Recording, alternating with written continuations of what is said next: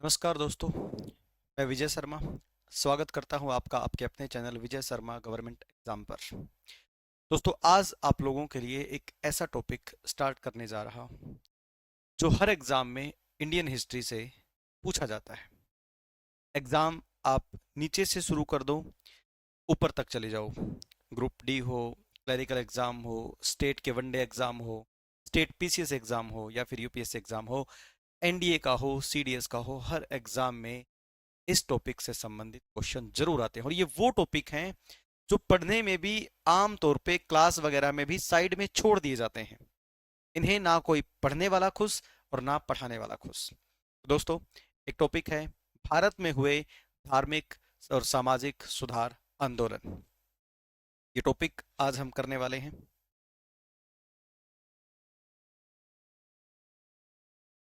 सामाजिक, धार्मिक सुधार आंदोलन।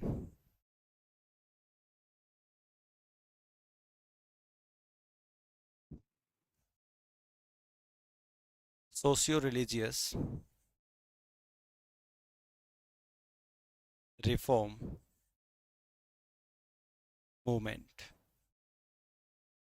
हर एग्जाम में इस टॉपिक से क्वेश्चन आते हैं।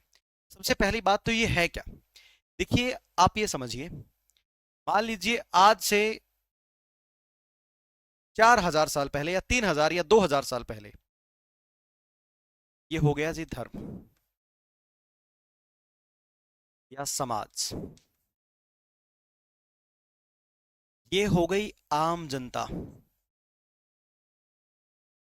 अब आम जनता के ऊपर चाहे समाज की बात करें चाहे धर्म की बात करें, लीडर होते हैं जी, ठेकेदार होते हैं, धर्म के भी और समाज के भी। उस समय की सिचुएशन के हिसाब से इन लोगों ने समाज के लिए या धर्म के लिए, मैं दोनों ही बातें एक में बता रहा हूं, कुछ कानून बनाए होंगे उस समय की सिचुएशन के हिसाब से। अब ये कानून जनता ने समझे होंगे उस समय, अपना तर्क वितर्क किया होगा, बहुत सारी बातें उनमें से कानून की उन्हें अच्छी लगी होगी और उन लोगों ने अपना ली होगी उस समय की सिचुएशन के हिसाब से। अब कानून बन गया है, पीढ़ी दर पीढ़ी वही कानून रिपीट होता चला गया, लेकिन स्थिति, सिचुएशन समय के बाद बदलती है। अब मान लीजिए 1000 साल बाद की जो जनता है उसके विचारों में और उसके पिछले विचारों में बहुत फर्क आ गया है जी। हर दिन अपडेट होता है आजकल, तो पता ही सबको, हर समय कितना बदल जाता है। आज से 5 साल पहले या 10 साल पहले देखिएगा, ठीक है, लेकिन कानून वही है जो उस समय के तर्क के हिसाब से बने थे। तो इन्हीं में से कुछ लोग सोचना शुरू करेंगे, यार उस समय क्या सिचुएशन रही होगी, उस समय के सामाजिक और धार्मिक कानून आज भी हम फॉलो क्यों करें, इन्हें अपडेट करने की जरूरत है आज के समय के हिसाब से, ठीक है। तो इन्हीं में से कोई पहल करेंगे और पहल करके जो विचार रखेंगे, जो विचारधाराएं रखेंगे, उन्हीं से ये आंदोलन शुरू होंगे। ये कंसेप्ट आप लोगों को समझ में आ गया होगा, ठीक है। अब इसी क्रम में आधुनिक भारत के अंदर जो सबसे बड़ा नाम है, मैं आप लोगों को वहां से शुरुआत करवाऊंगा। धार्मिक और सामाजिक सुधार आंदोलन में सबसे बड़ा नाम है, जिसने पहल की थी, राजा राम मोहन राय। तो हम लोग शुरुआत करेंगे राजा राम मोहन राय से।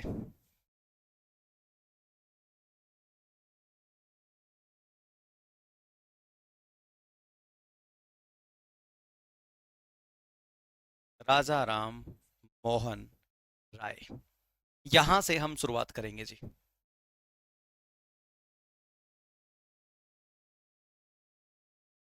राजा राम मोहन राय, इनके बारे में हम क्या क्या पढ़ने वाले हैं, इनके बारे में हम पढ़ेंगे इनके जीवन के बारे में।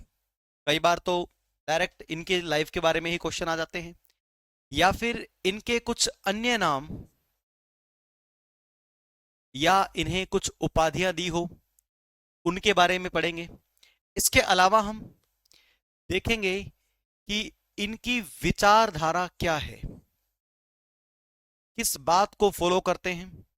विचारधारा पे बेस्ड ही हम इनकी रचनाएं देखेंगे। आज के इस टॉपिक में इनकी रचनाएं देखने वाले हैं। इसके अलावा इन्होंने जो संस्थाएं या इंस्टीट्यूशन जो तैयार किए उनके बारे में भी हमें देखना होगा। वह अंत में हम देखेंगे इनकी यूरोप की तरफ जो यात्रा होती है उसके बारे में। हमें राजा राम मोहन राय के बारे में ये सारी बातें डिस्कस करनी है, इनके जीवन के बारे में, अन्य नाम, विचारधारा, रचनाएं, इनके द्वारा बनाई हुई संस्थाएं और इनकी यूरोप की तरफ जो यात्रा होती है उसके बारे में हमें डिस्कस करना है। सबसे पहले हम इनके जन्म की बात करते हैं जी, जीवन की बात करें तो राजा राम मोहन राय का जन्म, देखिए ऐसा नहीं है कि हर व्यक्ति का ही जन्म पूछा जाएगा, अब क्योंकि इन्होंने शुरुआत की थी, आपको थोड़ी देर में समझ में आ जाएगा कि ये कितना बड़ा रोल रहा है इनका धार्मिक और सामाजिक सुधार आंदोलन के अंदर। ठीक है, तो इनका जन्म 22 मई 22 मई 1772 में इनका जन्म होता है जी। 22 मई 1772 में इनका जन्म होता है। एक जगह है, एक गांव है राधा नगर। राधा नगर एक गांव है वेस्ट बंगाल में, उस समय का तो बंगाल ही था। ठीक है, आज का वेस्ट बंगाल, राधा नगर एक जगह है वेस्ट बंगाल में, यहां इनका जन्म होता है जी। कब? 1772 में। 1772 में इनका जन्म हुआ, पढ़ाई लिखाई की, सब कुछ हुआ। उसके बाद ये लंबे समय तक, करीब करीब 1801 से लेकर 1813 तक ईस्ट इंडिया कंपनी के, ईस्ट इंडिया कंपनी का ही शासन था उस समय भारत में। ईस्ट इंडिया कंपनी के दीवान रहे। आप लोगों ने हिस्ट्री में कहीं ना कहीं पढ़ा होगा, मेरी भी किसी क्लास में पढ़ा होगा कि दीवान क्या होता है। ईस्ट इंडिया कंपनी के जमाने में जो व्यक्ति टैक्स इकट्ठा करता था उसे दीवान कहते थे, टैक्स इकट्ठा करने वाले को दीवान कहते थे जी। ठीक है, अब जन्म की बात हो गई, मृत्यु की भी बात हम कर लेंगे, वैसे तो लास्ट में कर सकते थे लेकिन जन्म और मृत्यु आप एक साथ ही देख लीजिएगा। इनकी मृत्यु होती है उसी दिन जिस दिन मेरा जन्मदिन है, 27 सितंबर 1833। ब्रिस्टल में इनकी डेथ होती है, ब्रिस्टल इंग्लैंड में, और यहीं पर इनकी समाधि है। बताऊंगा यहां कैसे पहुंचे, यहीं पर इनकी समाधि भी है। जन्म होता है 22 मई 1772, राधानगर वेस्ट बंगाल में। बीच में काफी सालों तक दीवान रहे, दीवान के बाद इनको लगा कि यार समाज को सुधारना है, उस तरीके से काम किया। बताऊंगा क्या, कैसे कैसे सुधारा। और मृत्यु 27 सितंबर 1833, ब्रिस्टल इंग्लैंड में इनकी मृत्यु हो गई जी। ठीक है, तो एक बार आप इसका स्क्रीनशॉट वगैरह लें। उसके बाद हम देखते हैं इनके अन्य नाम क्या थे या उपनाम क्या थे। लीजिएगा जी, देखिए इनके अन्य नाम कि इन्हें किस किस नाम से पुकारा जाता रहा। सबसे पहले इन्हें राजा की एक उपाधि मिली। राजा, ये कहीं के राजा नहीं थे, राजा की इन्हें उपाधि मिली है। बताऊंगा किसने दी थी, क्या हुआ था। इन्हें आधुनिक भारत का जनक माना जाता है जी। आधुनिक भारत का जनक माना जाता है, फादर ऑफ मॉडर्न इंडिया। इसके अलावा इन्हें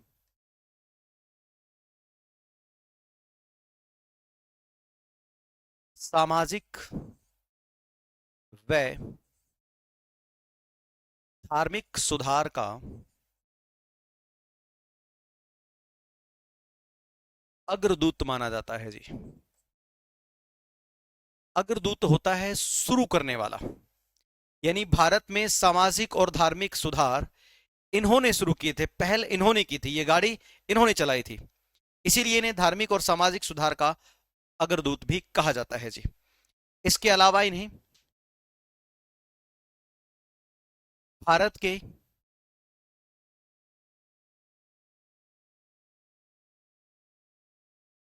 राष्ट्रवाद का जनक भी कहा जाता है जी।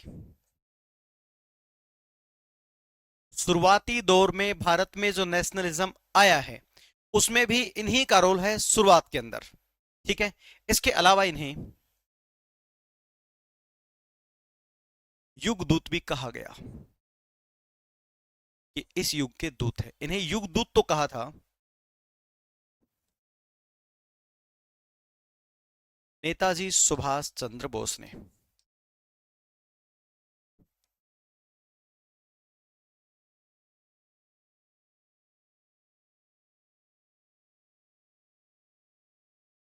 नेताजी सुभाष चंद्र बोस ने इन्हें युग दूत से भी पुकारा था, इस नाम से भी पुकारा था। ठीक है।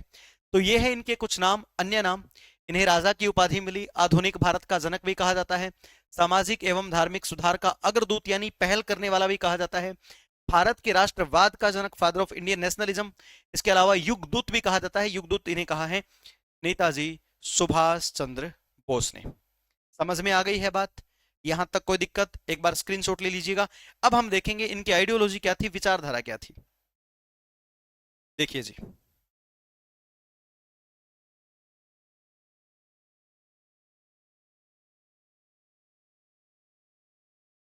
किसी भी व्यक्ति की विचारधारा का कैसे पता चलता है? किसी भी व्यक्ति की विचारधारा का कैसे पता चलता है? जब हमें यह मालूम हो जाए कि वो व्यक्ति किस बात का समर्थन करता है। किस बात के तो समर्थन में है और वो व्यक्ति किस बात के विरोध में है। इन्हीं से हमें पता चलता है जी व्यक्ति की विचारधारा, व्यक्ति की आइडियोलॉजी, कि किन किन बातों का समर्थन करता है और किन किन बातों का विरोध करता है जी। समर्थन और विरोध, हमें इसी पे चर्चा करनी है। सबसे पहले हम देखते हैं कि इन्होंने समर्थन किस किस बात को किया है जी। समर्थन में किसके आए हैं जी? इन्होंने समर्थन किया है एकेश्वरवाद। एकेश्वरवाद का मतलब है भगवान एक है। मतलब इन्होंने अच्छी पढ़ाई लिखाई की, बहुत सारी भाषाओं का ज्ञान हुआ, हिंदी हो, फारसी हो, संस्कृत हो, इंग्लिश हो, बहुत सारी, बंगाली हो, बहुत सारी भाषाओं का ज्ञान है। अब इतनी सारी भाषाओं का ज्ञान होने का मतलब आप सभी धर्मों की धार्मिक पुस्तकों को पढ़ सकते हैं। सभी धर्मों की धार्मिक पुस्तकों को पढ़ने के बाद ये एक निष्कर्ष पर पहुंचे। ऐसा नहीं कि किसी ने कहा तो इन्होंने जो है मान लिया, इन्होंने जानने की कोशिश की। निष्कर्ष पर निकले तो इनको लगा कि यार सारी दुनिया वैसे ही पागल है, अपने अपने ईश्वर में लगी हुई है, लेकिन सच्चाई है कि ईश्वर एक है। तो ये किस चीज का समर्थन करते हैं? ईश्वर एक है। दूसरी बात, इन्होंने कहा कि आत्मा जो है वो अमर है। आत्मा के अमर होने में भी इन्होंने समर्थन किया कि आत्मा जो है वो कभी नहीं मरती। इसके अलावा इनका समर्थन महिलाओं के लिए काफी, महिला शिक्षा के लिए। अब आप देखेंगे इन्होंने देखा, जब सभी धर्मों की धार्मिक पुस्तकों को पढ़ा तो वहां पे उनके दिमाग में आया कि यार यहां कहीं ना कहीं हर धर्म ने महिलाओं को पुरुषों से साइड किया है, महिलाओं को हर प्रकार के अधिकारों से वंचित किया है। तो इन्होंने इस बात पे भी आवाज उठाई कि महिलाएं बराबर है, इसलिए महिला शिक्षा पर इन्होंने बात की, इसको समर्थन किया। इन्होंने विधवा विवाह को समर्थन किया जी। इन्होंने इंटरकास्ट मैरिज को समर्थन किया। देखिए कितनी बड़ी बात है उस जमाने में ऐसी सोच का होना। इन्होंने अंतरजातीय विवाह को भी समर्थन दिया है। इसके अलावा इन्होंने इंग्लिश एजुकेशन को भी समर्थन दिया है जी। यहां से आपको विचारधारा पता चलेगी कि ये किसके समर्थन में थे। ये एक ईश्वर के समर्थन में थे, ये आत्मा अमर है इस बात के समर्थन में थे, महिलाओं की शिक्षा के लिए संबंध जो है समर्थन में थे, विधवा विवाह के समर्थन में थे, इंटरकास्ट मैरिज के और इंग्लिश एजुकेशन के समर्थन में भी थे। अब बात करें ये किस किस के विरोध में थे। विरोध की अगर बात करें तो इन्होंने विरोध किया, सबसे पहली बात सती प्रथा। ये सती प्रथा के विरोध में थे। ये बाल विवाह के विरोध में थे, ये कन्या हत्या के विरोध में थे। उस जमाने में बड़ी कुरीतियां होती थी, लड़कियों को छोटी उम्र में मार दिया जाता था। ठीक है। इसके अलावा पर्दा जो घूंघट होता है,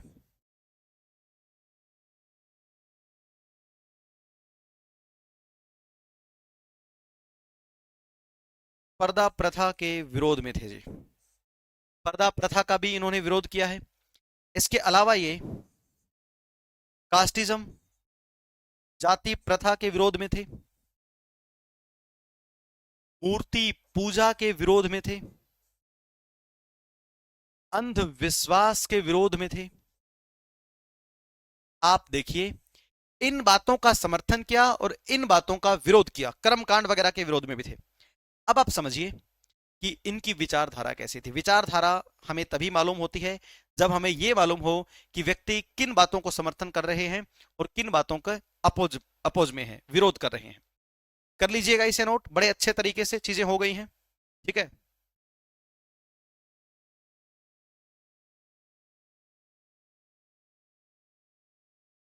इसके अलावा अब हम देखें इनकी कुछ प्रमुख रचनाएं। प्रमुख रचनाएं, कुछ ही आपको रचनाएं देखनी है इनकी। इनकी कुछ प्रमुख रचनाएं कि इन्होंने के जो इनके विचार थे, उन विचारों को दुनिया के सामने कैसे रखना है, तब इनको कुछ लिखना पड़ेगा। उसी के माध्यम से दुनिया के सामने विचार रखेंगे। एक रचना है तुहफाक उल, ध्यान रहे ये जो पहली रचना मैं आपको लिखवा रहा हूं, ये हिंदी का नाम नहीं है और ना ही ये अरबी भाषा का है। ऐसे ऐसे शब्द आप लोगों ने मेडिवल इंडिया में बहुत बार पढ़े होंगे। ये शब्द है फारसी भाषा का, तुफाक उल मुआविद्दीन।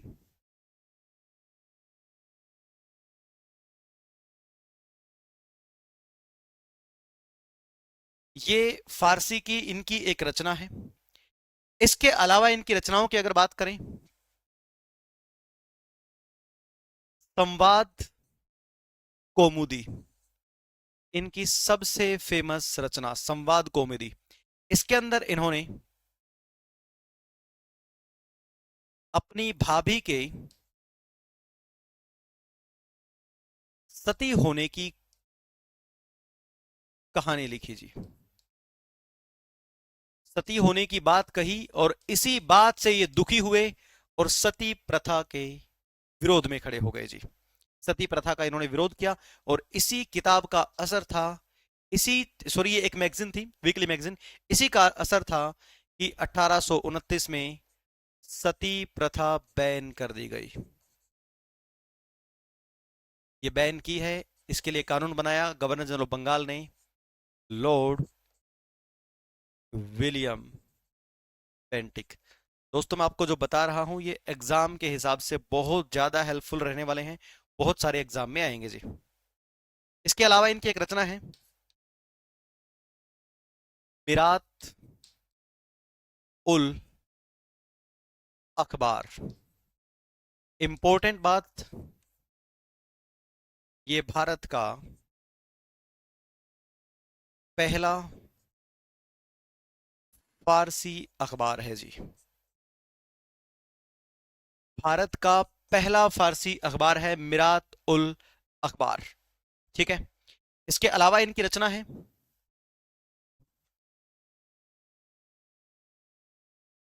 प्रज्ञा का चांद। प्रज्ञा का चांद भी इनकी एक रचना है।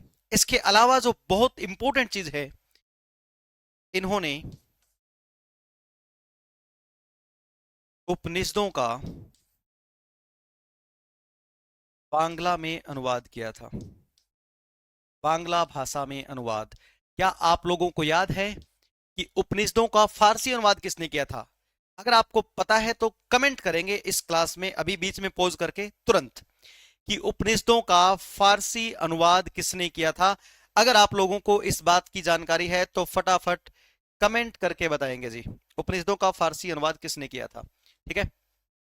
और एक बार इसका स्क्रीनशॉट ले लीजिएगा।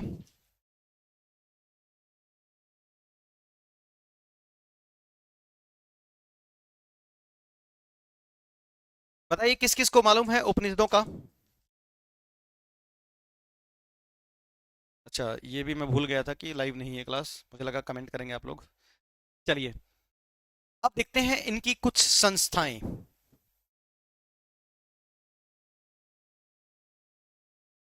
ये सबसे इंपॉर्टेंट रहने वाली है जी बात, इनकी संस्थाएं। सबसे पहले 1814 और 15 में इन्होंने, बहुत इंपॉर्टेंट है जी, बहुत ज्यादा, आत्मीय सभा की स्थापना की थी जी। 1814 और 15 में आत्मीय सभा की स्थापना की थी, जहां पे दार्शनिक लोग इकट्ठा होंगे, चिंतन करेंगे, अपने अपने धर्मों के हिसाब से अपने अपने विचार व्यक्त करेंगे, डिबेट चलेगी। बहुत जबरदस्त ये क्वेश्चन आता है एग्जाम में। उसके बाद 1817 में हिंदू कॉलेज कलकत्ता, कलकत्ता में एक हिंदू कॉलेज की स्थापना की, जो कॉलेज आज, ये कॉलेज अब एक यूनिवर्सिटी है, प्रेसिडेंसी यूनिवर्सिटी। ये हिंदू कॉलेज ही प्रेसिडेंसी यूनिवर्सिटी है, जो कि 2010 में इसे ये नाम दिया गया। 2010 में इसे प्रेसिडेंसी यूनिवर्सिटी का नाम दिया गया। यहाँ पे मॉडर्न एजुकेशन, मतलब इंग्लिश की पढ़ाई भी होगी, ये सब होगा। इसके अलावा 1822 Anglo Hindu college, Anglo Hindu college Calcutta, यहाँ पे अंग्रेजों की धार्मिक शिक्षा और हिंदुओं की धार्मिक शिक्षा के ऊपर भी बात होगी। एंग्लो हिंदू कॉलेज कलकत्ता में इसकी स्थापना की है। इसके अलावा बहुत इंपॉर्टेंट 1825 वेदांत कॉलेज, ये भी कलकत्ता। आप देखिए इनकी रचनाएं, ये एग्जाम में जब आते हैं ना तो उस समय सिर चकरा जाता है जी। ठीक है, वेदांत कॉलेज कलकत्ता की स्थापना की। इसके अलावा 1828 इनकी सबसे बड़ी रचना या बड़ी संस्था ब्रह्म समाज, ब्रह्म समाज की स्थापना की। इस ब्रह्म समाज में इन्होंने अपनी विचारधारा के हिसाब से काम किया। ये मैं आपको बता चुका हूं कि इनकी विचारधारा क्या है। मैंने आपको पीछे एक स्लाइड पे बताया था कि इनकी विचारधारा यानी ब्रह्म समाज इसके बाद में इन बातों का समर्थन करेगा और इन बातों का अपोज करेगा। तो ब्रह्म समाज की इन्होंने स्थापना की है 1828। इनकी सबसे इंपॉर्टेंट जो चीज है वो है ब्रह्म समाज की स्थापना। ठीक है, इसके बाद अगर बात करें, अब ये इतने पॉपुलर हो गए थे कि इन्हें उस समय के बादशाह अकबर द्वितीय ने याद कर लिया और बादशाह अकबर सेकंड ने इन्हें राजा की उपाधि दी, राजा की उपाधि दी और इंग्लैंड भेज दिया जी। 1831 में इन्हें इंग्लैंड भेज दिया अपनी पेंशन के लिए, पेंशन बढ़ाने के लिए इंग्लैंड भेज दिया जी अपना राजदूत बना करके। और बाद में वहीं पर 1833 में इनकी डेथ हो जाती है ब्रिस्टल में। ये मैं आपको पहले ही बता चुका, 27 सितंबर। तो दोस्तों ये थी जी राजा राम मोहन राय और ब्रह्म समाज के बारे में बातें। और अगर आप लोगों को ये सीरीज पसंद आई हो ना, तो अगली सीरीज में अगले धार्मिक सुधार आंदोलनों की बात होगी जी। Thank you very much, bye bye.